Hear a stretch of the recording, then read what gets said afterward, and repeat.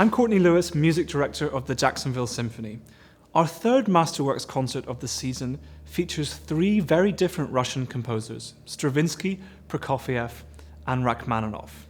We start with Igor Stravinsky's Symphony in 3 movements. This for me is one of the masterpieces of the century, and it's one of the pieces that establishes Stravinsky as not only the greatest composer, but maybe even the greatest creative artist of the entire 20th century. With this piece, Stravinsky returned to the spiky modernism that had made his name as a young man with The Rite of Spring. He turned away from a prolonged period of neoclassicism. There was a lot of the influence of World War II in this piece. Stravinsky said it was inspired by a reaction to the newsreels and documentaries he had seen of goose-stepping soldiers. It has a square march beat in a reaction to abhorrent pictures. It also has an incredible last chord, a glorious punch of sound. Prokofiev's second violin concerto was written in 1935. Prokofiev was living in America, but he was becoming more and more homesick. He yearned to return to Russia, and this ended up being his last Western commission.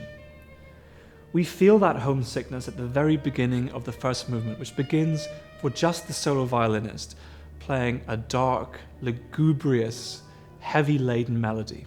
The second movement is much more light-hearted, and the third whips up dance rhythms into a frenzy of great excitement. For these performances, we welcome the virtuosic violinist Arno Sussman for his debut with the Jacksonville Symphony. The third composer on this program, Rachmaninoff, was described by Stravinsky as a 7-foot scowl. Rachmaninoff's Symphonic Dances was his last major work.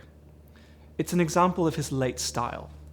We often think of Rachmaninoff as the composer of the first and second and third piano concertos with their lush, never-ending melodies and their rich orchestration. His later music keeps all those elements, but in pieces like the Third Symphony, the Symphonic Dances, and the Rhapsody on a Theme of Paganini, there's a greater tightness to the musical construction that gives the music a hardened, almost athletic edge. Although Rachmaninoff hated programs in his music, he suggested that listeners listen to the 3 movements as representing different times of the day.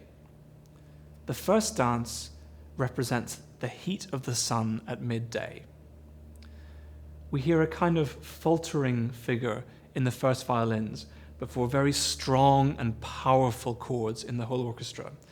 We can almost feel the heat of the sun in this music. The second movement is twilight, a much more seductive time of day. And in this movement, we feel the whole influence of the European waltz. The waltz is a very interesting dance. Lots of composers turn to it when they want a symbol of decadence. Think of Johann Strauss, the beautiful Blue Danube. Think of Ravel deconstructing the waltz in La Valse. Or think of Mahler taking it to pieces as a symbol of decadence. It's the same thing in the second movement. We can imagine people dancing at a wild ball, but there's something sinister behind the frivolity the whole way through this movement.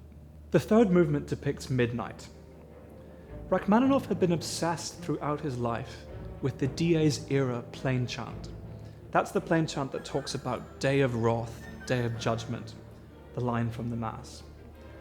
It crops up in many of his pieces. We hear it in the third piano concerto, in the Paganini variations, and also here towards the end of the third movement.